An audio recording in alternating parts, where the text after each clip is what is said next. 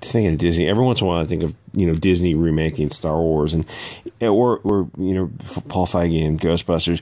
People viewed Ghostbusters as like the perfect comedy. I've heard it referred to that, and I think Red Letter Media went through all the scenes of Ghostbusters, and they showed you like how it was just the most efficient use of the space of the movie. Every piece of that movie had a plot going to it. It's like it was a cog in the machine. You watch Ghostbusters now, it's like, even if you've seen it, you're not it's not funny anymore. But it's like, yeah, you're seeing something that was really put together well. I mean, the actors, everything. It's like every once in a while a movie just comes together like that. Even like Guardians of the Galaxy Part 1 kind of had a little bit of that magic going on.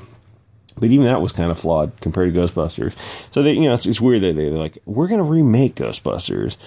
Like, instead of just, I don't know, setting it off as like a campy sequel, would have been something funny. Or with the original Star Wars trilogy, like that was a huge cultural movement for film when the theater event came out. Like, you can still find the theater release on Bit Chute. And then he's been fidgeting with it ever since.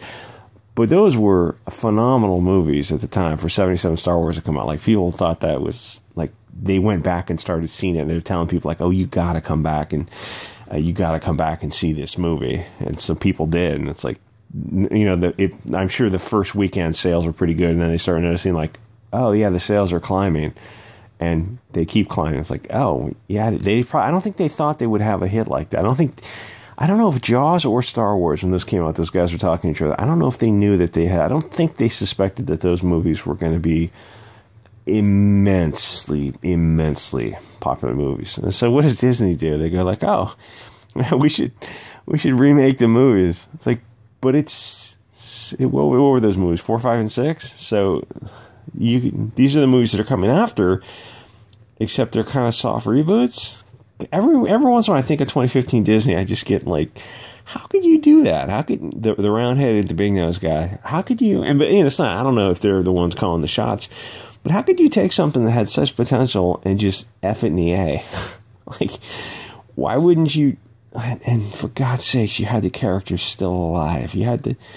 I guess you had the 4 characters, consider Orlando, still alive. You could have done something with it. It could have been something. It could have been something. You find some fat nerd to talk you through like the extended universe and come up with some ideas on how to carry this out. It's like, no, we're just going to make these weird reboots. And even the point of having Harrison Ford say, yeah, we blew up one Death Star. What's the difference? This is a death planet. We'll do the whole thing. Which, I mean, doesn't really make sense, even the nomenclature of it, star and planet, but whatever. God, what a disappointment those movies are. Every once in a while I think of that. It's like, I don't even want to hear anything Star Wars ever again. It's like, you just couldn't let it alone. No, we had to outdo Lucas in 2000 and make something even, at least the 1999 Star Wars wasn't, you could finish watching it, at least. Like, you're probably not going to rewatch it.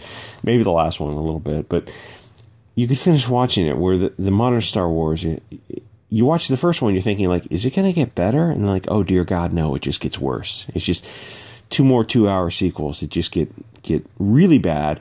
And then even worse, because to Abrams' credit, he's trying to save Rian Johnson's Abomination, but he didn't. He was unable to do so. It's like, you should have a universe where that didn't, just ignore it, just didn't take place, and like give the property over to someone who really likes Star Wars. Anyway, I see I got distracted. So Disney is a hostile work environment. It's like, gee, when did you start catching on to that? Was that like 10 to 15 years ago when Disney started getting funky? I would say anything up to 2000 was probably solid. They had a huge boom in the 90s when, for some reason, their animated stuff was hugely successful.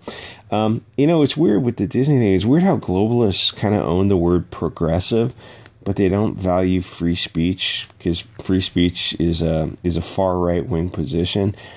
It seems to me that is a strange issue that you concede to the anime, because you're admitting that your side of the authoritarian dictators who want to I mean, if you control speech, it's like, well, you control everything. That you control the narrative. You control. Oh no, we don't want to censor you. We just don't want some opinions allowed in the rebuttal. Okay, so that's censorship then. So you're saying the far right is pro free speech? That's weird how you just concede that ground and like they're okay with conceding that ground. Anyway, so Disney's is this too far all over the place to make a video? Today's kind of a slow news day. And the Disney thing, whenever I see Disney, I just get pissed off. This is a hostile work environment at Disney. Well, yeah, it's pretty hostile for the audience, too. Like I was thinking, you could get some external hard drives and some VPN, and you get all the... I'm saying you should legally rip your VHS tapes and your DVDs and your Blu-rays to your external hard drives. You can do that for free if you get the cables to actually, back in the day, I hooked up VHS tapes to the hard drive and ripped the VHS tapes I wanted to keep. You don't need to just watch modern Disney or animation in general. Disney's kind of just a loose term for what I consider all this stuff, because they're all kind of on the same page in terms of wokeness. You got so much stuff I don't know when like super woke was. Maybe 2010. So if you stick to everything below 2010, you could have like a hard drive for everything that your kids need.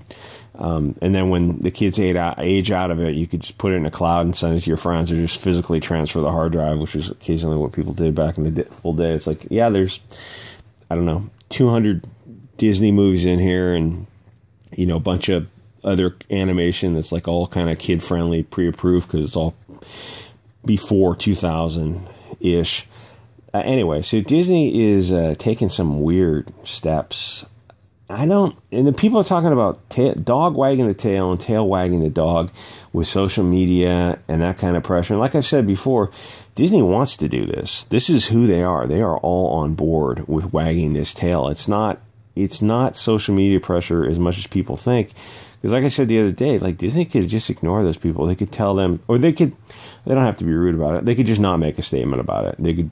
Or the statement could be like, we're trying to be as apolitical as possible, so we stay out of these type of things, and the movies are neutral, and we honor the original artistic intent, the artistic vision.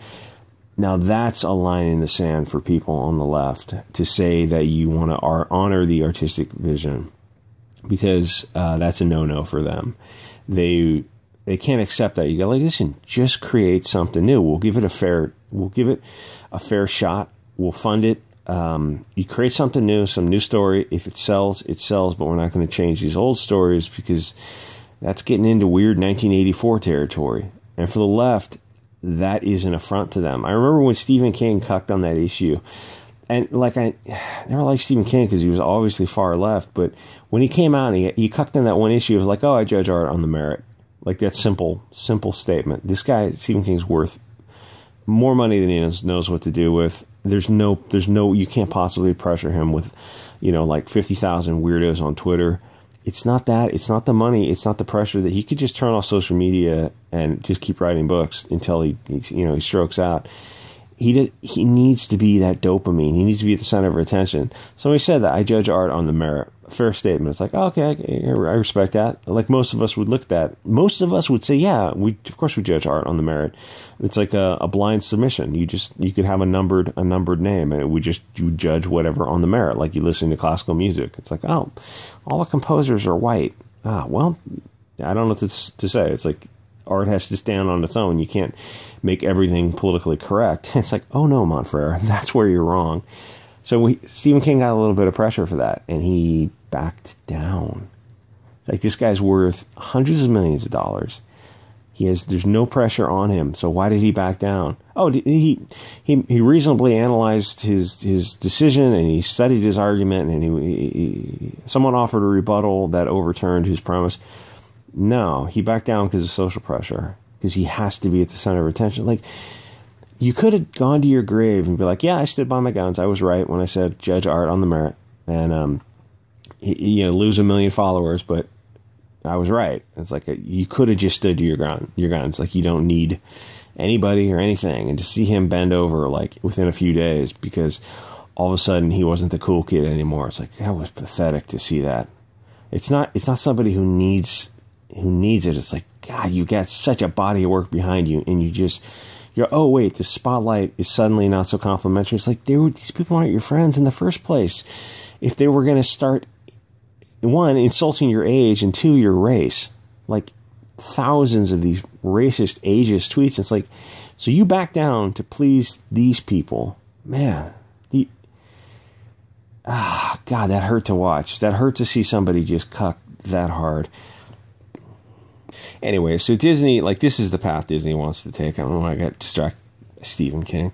The BLT, stuff, and replace all the Europeans with specifically African characters.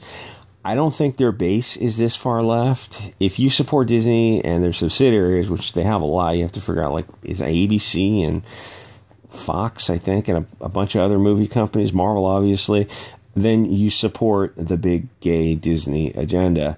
People love their bread and circuses. I know people really love their bread and circuses, but at some point, you got to realize that Disney race swapping and grooming kids, even if you don't want to wake up out of the matrix, I think a lot of people, and not everyone's aware of this, but if you're made aware of this, like, you see the stuff they're doing, you're like, wait a minute, I don't recognize Disney anymore. The rainbow, the kitty stuff, that is modern Disney now. They've definitely, with the Florida, not don't groom kids, don't say gay. It's like, that's not in the bill. We just don't talk to kids about sex. You can let their parents talk to them about that. Maybe when they hit high school, if you want to, whatever. Anyway, if you're Christian and you're conservative, or you're just like anti-degeneracy, which, like, there's a lot of people who are, there's a conservative, libertarian, liberal bent of people who are going to probably form this alliance with the Christians just because they're going in the same direction, even if they're not. One's doing it ideologically and one's doing it, religiously, but I think they're going to find some allies. Anyway, so Disney is not for you if you're just anti this kind of, like, cultural Bolshevism. Up to maybe 2000, it might have been, and you can watch. There's no short. That's the thing with movies, is there's no shortage of this stuff. Even you can always go back and watch movies from the 40s and 50s. Disney has changed, and have they painted themselves in a corner? Yeah, but they did it knowingly. Disney doesn't care. They have money. They've got, like, Rothschild's money. Their only goal is this globalist propaganda. They are committed to the bit. They will burn this company down if they have to. In 5 years, Mickey will have a catamite. And to be fair, Republicans will probably be on board. As they say, Dems, bang your underage daughter, and Republicans, bang your underage sons. Gee, conservatives, what have you conserved? Butt sex for kids?